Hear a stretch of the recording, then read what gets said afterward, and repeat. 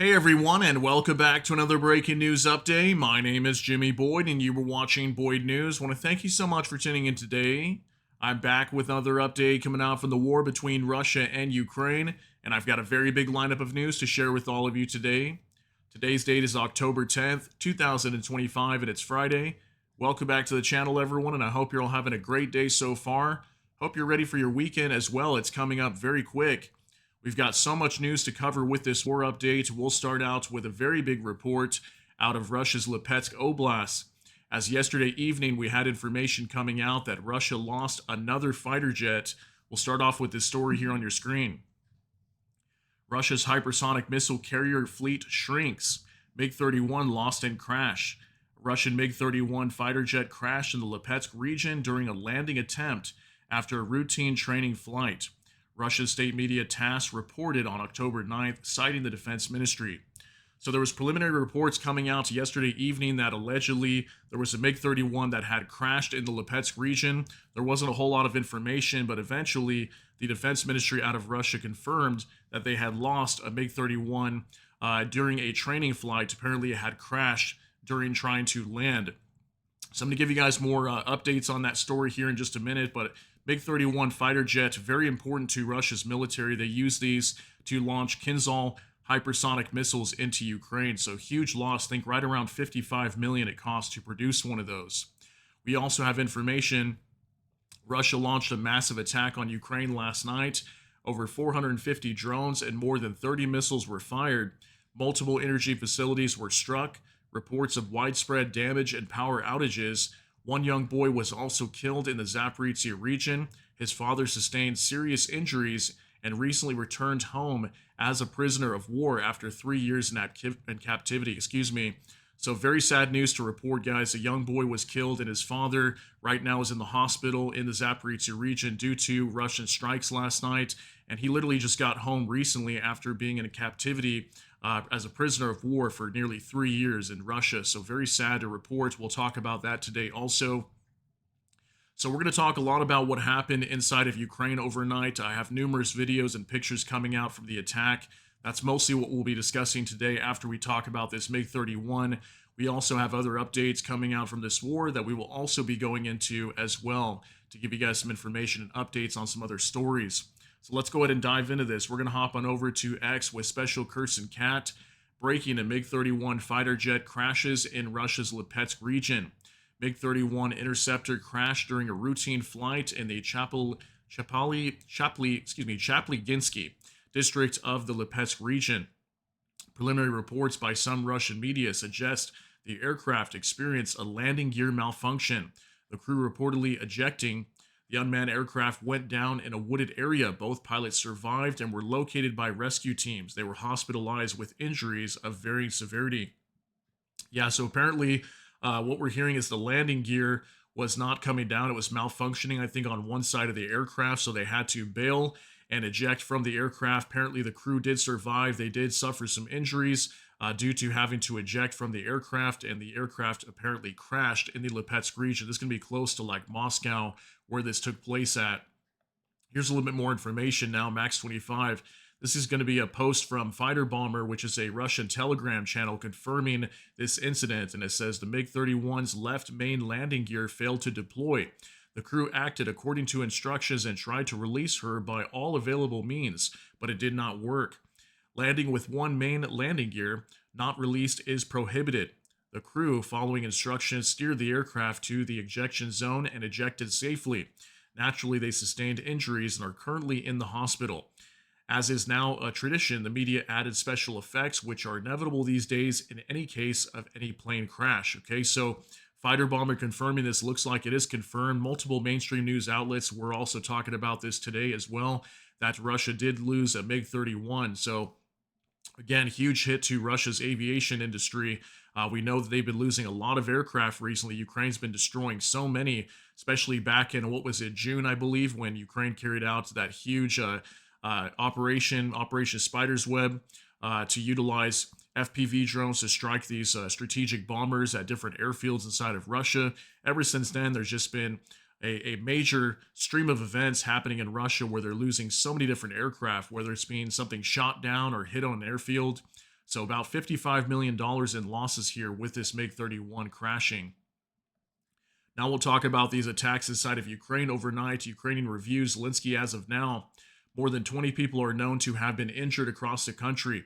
Unfortunately, a child died in Zaporizhia. There are power outages in Kiev, Donetsk, Cherniv, Cherkasy, Kharkiv, Sumy, Poltava, Odessa, Dnipropetrovsk, Zaporizhia, Kirovohrad, and Kherson regions. It is precisely the civilian and energy infrastructure that is the main target of Russia's strikes before the heating season.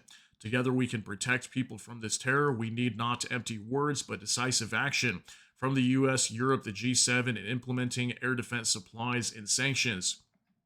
Okay, so what Zelensky's talking about here is major power outages. Okay, that's probably the number one topic we'll discuss here. Is Russia is still continuing to strike energy facilities across Ukraine, primarily in the Kiev region or the capital of Kiev in the actual city. There was massive power outages, I think, in multiple districts, somewhere around 50 to 70%. Some numbers we were seeing huge power outages. Looked like we had a drone that slammed into a high-rise building here. We'll have multiple videos that kind of show that. Looks like a building here also collapsed and fell down on top of a car right there, damaging some vehicles. Here's some other buildings that were also damaged in attacks. This was a huge attack, guys. Again, around 450 drones, I believe, and about 30 or so missiles being fired into Ukraine. So huge damage, lots of power outages reported. Now you're getting audit routes of the missiles and drones used by the Russians in their attack on Ukraine today. Explosions were heard in Kiev, Dnipro, Zaporizhia, Pavlorod, Kryvyi Rih, and other cities. The main attack hit energy facilities. Kiev is partially without power. Yeah, again, it was reported right about 50 to 70%, I'd say, of Kiev was losing power last night. I've got numerous videos I can show you guys, but we can see a huge attack on these same areas, okay? We've seen this with the Russians a lot, mainly on the eastern, northeastern, and northern side of Ukraine. In the Kiev region is where we saw a lot of these strikes. A lot of people live in these areas. They're very heavily populated. And a lot of these strikes were on critical energy infrastructure, is what is being reported. We even had a hydroelectric dam that was attacked down in Dnipro as well. So you can see these different areas that were under heavy bombardment last night by Russian drones and missiles. Now, NOAA reports several thermal power plants were hit in the latest Russian attack, with critical equipment damage, DTEC reports. Repair crews have already begun restoration work, but the scale of damage is significant. So this is not good to hear, guys. DTEC, major energy company inside of Ukraine, reporting some huge losses to thermal power plants that were coming under attack apparently last night. They say several of them were hit. So this is really not good, guys. I mean, at the same time, we're seeing Ukraine striking Russia very hard with their oil and gas industry. Russia's suffering under major fuel crisis right now. Yet at the same time, can Ukraine sustain all these huge damages happening almost every day now with their energy infrastructure? I mean, what's going to happen over there if their energy infrastructure completely collapses right ahead of winter? We've been hearing recently from the authorities out of Ukraine, especially Vladimir Zelensky, the president, that Russia prepares to send Ukraine into the dark ahead of winter, and they want the people over there to suffer and to freeze, because if they don't have heating and power, there's going to be big problems over there. So Ukraine is going to be suffering here heavily as they move into winter. Now, Max 25, consequences of the Russian strike on Dnipro HES dam, that's hydroelectric dam. Photos from Russian channels, damage is not critical. Yeah, it looks like one of the bridges or part of the dam here was damaged. You can see here there's like a little walkway here or sidewalk right next to this road, and it took a direct hit, probably from a Russian missile is what I would think. We have seen Russian missiles attack this dam in the past. So they went ahead and struck it. Apparently the damage is not critical, which is good to hear. They could probably repair this part of the bridge here, if anything, but it did come under attack last night. Now, Max 25, Russian drone shot down in Dnipro with messages, Kokols, hang yourselves, and for Belgorod. So Kokol is like a derogatory term that the Russians call the Ukrainians. They were telling them some terrible things like this right here, and then also they were saying for Belgorod. All right, so for Belgorod, what they mean by that is Ukraine slamming some thermal power plants over there and knocking out the power. Ukraine's been doing that to respond to Russia because Russia's striking their energy facilities. They went ahead and bombed a thermal power plant over there like 3 times in the last couple weeks. So that's kind of what they mean by for Belgorod. So these were pictures coming out showing the drones that were found crash, and these were some of the messages right here. You can see on the wing right there, a little bit up close. You can see some of the messages that the Russians were writing on here.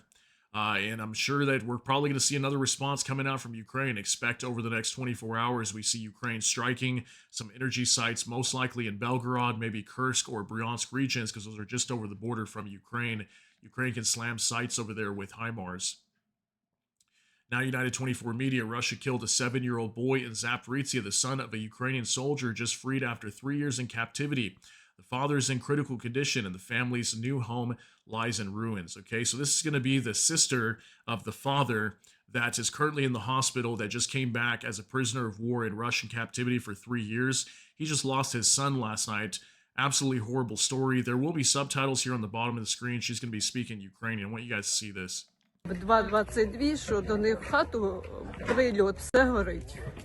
Що брата чоловіка забрала 9-та, не знаємо, чи спасуть йому ноги, чи ні. Кажу, 3 роки в полоні для того, щоб мог загинути тут вдома.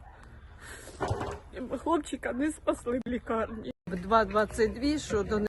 All right, so I can't imagine the pain that this family is going through right now, especially this appears to be the sister of the brother or the man that lost his son last night. So this guy was a prisoner of war for nearly 3 years, okay? He got taken back towards the start of the war is what it seems like. Just recently came back in one of the prisoner exchanges, and then now this Russian strike destroyed their home, most likely taking the life of his son, who he just recently came back to come and see. And apparently, according to her, she's saying that his legs might not be savable. Apparently, he had some huge damage to his legs. So let's hope and pray that this man survives this attack. And just absolutely brutal what is happening inside of Ukraine. Very sad to report that unfortunately this man lost his son as well in this strike last night. That's the only death that was reported, was this young boy in Zaporizhia, 7 years old. Very, very sad news. Now, Vicegrad 24 breaking. Russia is conducting a massive strike on Ukraine's energy infrastructure in residential areas. In Kiev, a residential high-rise was hit, and several districts face power outages. Russians are launching ballistic missiles. Kiev mayor reports numerous casualties. Yeah, I think it was about 20 people or so that were being injured in these strikes last night. You can see a major fire right here on this building. Most likely a Russian Shahed drone slammed into it, causing a huge blaze, and people may have been injured on the inside. Thankfully, nobody was killed inside of Kiev, from what I understand. There was just injuries last night, which is still not good to report. Here's some of the damage now. Anton Gerashenko, a residential building in Kiev after last night's Russian attack. So here's video coming out allegedly showing that could be the same building that we were just looking at a moment ago that was on fire. This is after the firefighters put out the blaze. If it's not, it's probably another building that could have been attacked, because we typically see that a lot of different residential buildings come under attack when these huge launches of drones and missiles onto Ukraine happen. So very sad to report. Look at all these people's apartments that were destroyed here last night in that huge attack. Now, status 6, Russian strikes on energy infrastructure causing blackouts in the capital of Ukraine, Kiev, tonight. Yeah, take a look at this. Pretty scary video. Look at all these lights that are on right now, and then soon after, when you see a strike on an energy facility close by, all this power is going to go out. Take a look.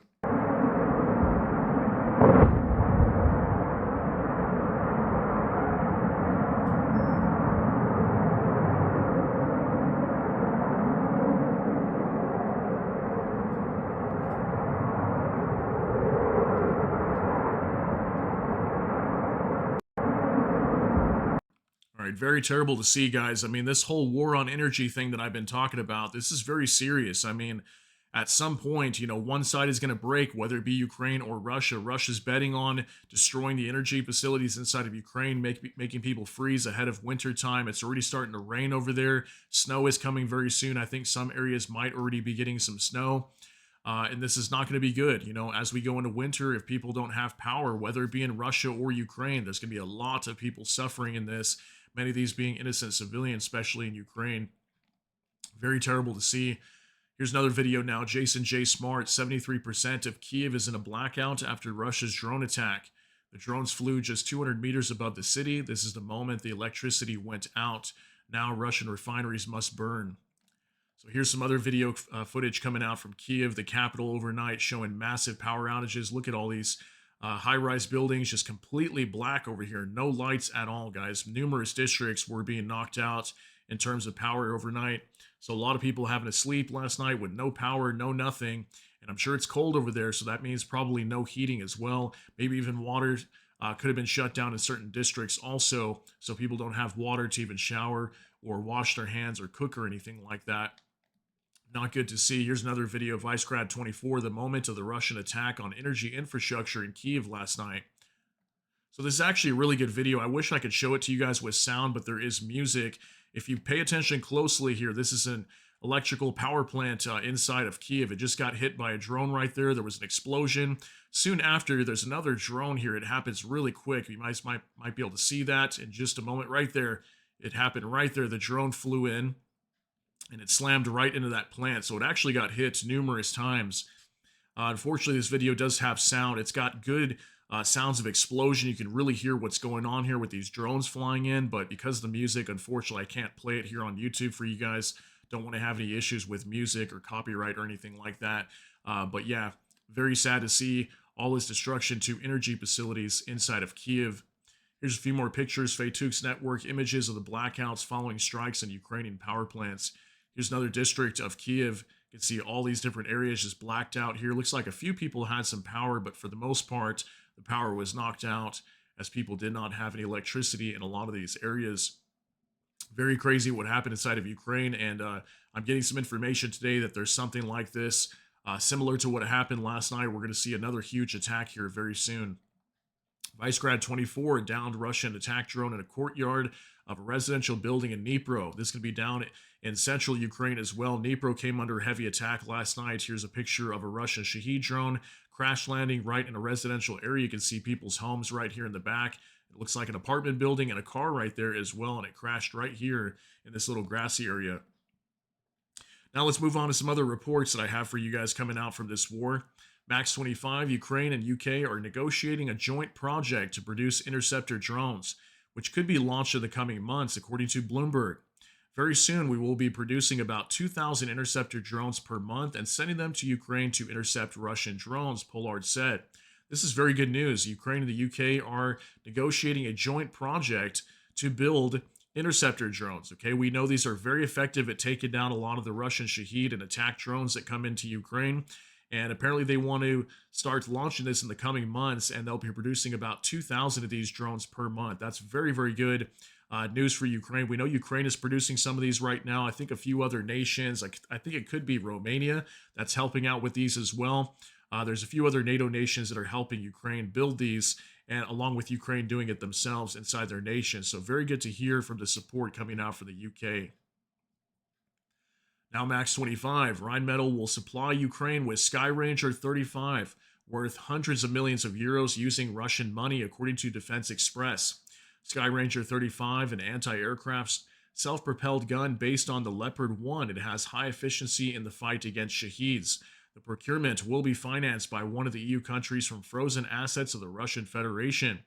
Okay, so I'm not sure which country was willing to do that, but we do know Rheinmetall's a huge company out of Germany, and they build a lot of military equipment for Ukraine. So apparently Ukraine's going to be receiving several of these Skyranger 35s. It's going to be like an anti-aircraft self-propelled gun or air defense system that they can use to shoot down Russian Shahed drones. And apparently these are proved to be very efficient at taking down drones. So that is great to hear coming out from Rheinmetall. We know they're very supportive of Ukraine. Now Max 25, satellite images of the aftermath of the strike on the gas processing plant in the Volgograd region last night, according to Radio Liberty. Traces of fire are visible right in the central area of the plant. So we talked about this yesterday, the Korobkovsk gas processing plant located in Kotovo. I think it's Kotovo, Volgograd region, okay, just a little bit east of Ukraine's borders. Southwestern Russia. Apparently you can see right here a satellite image. There's no damage. And then look right here in the center when we change photos. Right there, bam, all blacked out there in the center. That's apparently where it got hit. Just yesterday, we reported this to you guys. It happened over the night coming from, I think it was Wednesday into Thursday is when this happened. Okay, so huge damage to this gas processing plant owned by Lukoil, huge oil company inside of Russia. Major damage to their facility with these new satellite images coming out. Now Max 25, Russians are blocked from traveling abroad due to widespread rollout of electronic summonses. Residents of Moscow and other regions have begun receiving electronic summonses Travel restrictions apply until they appear at the military registration and enlistment office. Ignoring the summons will result in a driving ban, the cancellation of tax benefits, the blocking of property transactions, and a denial of loans. So, unfortunately, these reports here, apparently on Telegram, are not in English, so I'm not going to show it to you guys, but that's some information that's being passed around on X today that apparently a lot of Russian people are receiving electronic summonses inside of Moscow and St. Petersburg, is what some people were saying. It says here Moscow and other regions. So apparently, a lot of people are being mobilized or being called up for military service. And we do know that Russia recently, Vladimir Putin, that is, he signed a decree to mobilize, think about 135,000 people to enlist them into the military. So I'm not sure if it has anything to do with that, but it's interesting. They're calling up a lot of people in these very densely populated areas. I wonder how the people of Moscow and St. Petersburg are going to react to this, because we know that Russia uses a lot of mercenaries from other countries to fight this war, so that way they don't have to mobilize their own population as much. But apparently there's a huge call up of a lot of people with these electronic summonses to report and appear at military registration and enlistment offices across Russia right now. So very interesting. We'll keep an eye on that. Now, Jason J. Smart, Russians blew up an ammonia pipeline near Rusin, Yar, Donetsk region, trying to slow down the advance of Ukrainian forces, terrorism as strategy, desperation as doctrine. Okay, so this happened yesterday. Reports of the eastern side of Ukraine, an ammonia pipeline was destroyed. I think Russia was actually blaming Ukraine, saying Ukraine was trying to do this to prevent Russian advances in that area. And then Ukraine went back and did the same thing. Ukraine was claiming that this was Russia that did this, but you can see here, this is the Russian Defense Ministry symbol. They were the ones recording this and claiming Ukraine did this. So not really sure what happened over here, but it wouldn't surprise me if this was Russia that did this. We see Russia doing this a lot. And we know right now Ukraine is carrying out a lot of counterattacks, especially around the city of Pokrovsk in the Donetsk region. So that could be what's happening here. Maybe the Ukrainians were starting to make some gains, and Russia went ahead and blew up this ammonia pipeline to prevent a lot of soldiers from pushing forward, because we know ammonia is very toxic, can burn your eyes and skin, so people would not want to go anywhere near that if the Ukrainians were to start advancing in that area. Now, Max 25, from railways and automobiles to metals, coal, diamonds, and cement, some of Russia's biggest industrial companies are putting employees on furlough or cutting staff as the war economy slows. Domestic demand stalls and exports dry up, according to Reuters. The decline in metallurgical industry has accelerated sharply in 2025 by 10.2% year on year in July, the steepest drop since the start of the war, and by 8.4% in August, Moscow Times reports. Here's the information today. Russia's industrial titans furlough workers as its war economy stalls. Wow, so how much more bad news can we hear coming out from Russia? We have been hearing as well that a lot of automakers inside of Russia are really starting to lay off a lot of workers. Some of them have gone down to like 4-day work weeks. So Russia's, civilian economy is just completely destroyed, is what it seems like to me, and it's getting worse every single day for them. How is Russia's economy still holding up? I mean, if it wasn't for this war, I think Russia's economy would just completely be in shambles, way worse than it is right now. I think that's the only thing really upkeeping their economy is the war at the moment. But until Ukraine starts destroying more of their oil and gas facilities, it's only going to collapse Russia's economy in on itself even more. Now we get more reports, out of their civilian economy with these metallurgical industries that are heavily being affected right now due to this war. There's apparently not a whole lot of demand for things like this, so that's crazy. Now, Anton Gerashenko, a Russian soldier, shared what assaults are like under conditions of complete Ukrainian drone dominance in the small skies. According to him, Russian infantry are sent on missions to consolidate on captured positions with minimal rations. Each soldier has 2 or 3 bottles of water, 1 or 2 cans of canned meat, and a few chocolate bars. You could stay on a captured point for 20 or even 30 days. Note this was in 2024, now it can be up to 3 months. That's the situation, he says, adding that the reason is that there are no people to replace them, because either they are killed on the way, or they're wounded, or the wounded hide, refusing to go. As for supplies, they're delivered only by drones, bottles of water, some sausage, and if you're lucky, a loaf of bread. But if drones get shot down by Ukrainian troops, Russian soldiers have to go without water and food for days, gradually becoming human targets. So I do apologize, this is not in English as well. This is probably on Russian Telegram channels that were reporting this. People talking about how conditions are on the front line, that apparently they're moving forward. They capture a position. They're only given a little bit amount of food. There's probably a small group of people that, press forward in some of these areas inside of Ukraine. Small amount of food, small amount of water, and then a lot of times they might be waiting days, sometimes weeks, up to months maybe, for anybody to come and get to them. Okay. And apparently, they're only using drones to bring food and water to these soldiers that capture these positions, and many of them could be out there starving or being dehydrated due to lack of supplies, right? Because a lot of soldiers that come to try to, either relieve their position or come and back them up, apparently they're being taken out too. So this really shows how bad things are on the front line for Russia. This is why they're not moving forward. This is how dangerous of this war is for Russia to even carry this out. And with these kind of losses, we're hearing over 1 million casualties on the Russian side. How can Vladimir Putin think this is sustainable? I mean, this is absolutely insane what is happening over here. These are just record levels of losses here that we've ever seen in any wars in a very long time. Now, Clash Report, Putin says we will soon announce new weapons. Yeah, so Putin said during a conference today, he was speaking to reporters that apparently they're going to be announcing some sort of new weapons. I don't know if it's multiple weapons or one weapon, but we could be hearing that soon. I'll keep an eye on this and see if we get more information. But he did state that today they're going to be announcing some sort of new weapons that will most likely be used against Ukraine. I wouldn't be surprised. Some sort of new technology or something like that is what he was saying. Now, N-Strike recorded Tu-95 MS type strategic bombers are being flown in from the Far East to Engels and Olenia air bases.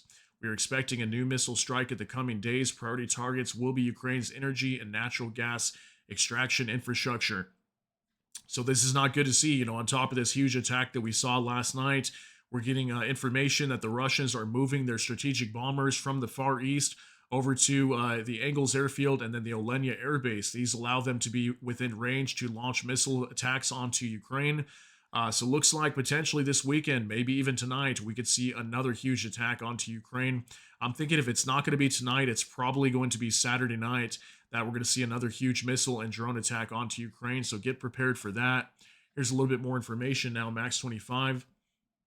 New shelling is predicted in the coming days. Today, Kyiv experienced one of the most difficult strikes. The situation is difficult. Stock up on water, prepare a first aid kit, food, and power bank, says the mayor of Kyiv. Okay, so they're already warning people inside the capital to get prepared for another major attack again. They're saying new shelling is predicted in the coming days. So if the mayor's warning about that, that means something big is coming here again very soon. So we're going to see more explosions inside of Ukraine, more energy infrastructure, more blackouts. This thing is getting really wild and crazy over here, and it really seems like this is what Russia's banking on right now, is trying to destroy Ukraine's power grid, and they think that maybe if they do that, Ukraine will collapse or it'll cause major distress within the country and make a lot of people suffer. So things are going to get bad inside of Ukraine, guys. Expect that to be happening here moving forward. Now, Ukrainian Air Force. Overnight, Russia launched a massive air attack targeting Ukraine's energy infrastructure. The aggressor used 465 Shahed-type strike UAVs, 14 Iskander-M or KN-23 ballistic missiles, 12 Iskander-K cruise missiles, 4 KH-59-69 guided air-to-surface missiles, and 2 KH-47M2 Kinzhal aeroballistic missiles. So these are going to be those Kinzhal hypersonics, the ones that the MiG-31s fire, the one that fighter jet that crashed today. So it says Ukrainian air defenders shot down 405 enemy UAVs, 9 Iskander-K cruise missiles, 4 Iskander-M KN-23 ballistic missiles, 1 KH-59-69 guided air-to-surface missile, 1 KH-47M2 Kinzhal aeroballistic missiles. So apparently one of these hypersonics were actually destroyed last night. That's very good to see. Says thank you to our defenders for protecting the skies. So yeah, a large majority of these were destroyed. Look at that, 420 targets destroyed or suppressed out of 497. That is pretty impressive, I have to admit. Although we did see some huge damage still, right? Lots of energy facilities, that hydroelectric dam in Dnipro getting struck overnight. So still heavy damage inside of Ukraine because not all of them were destroyed. Still a lot of hits over there. So aside from that, though, very good numbers to see from Ukraine's defense.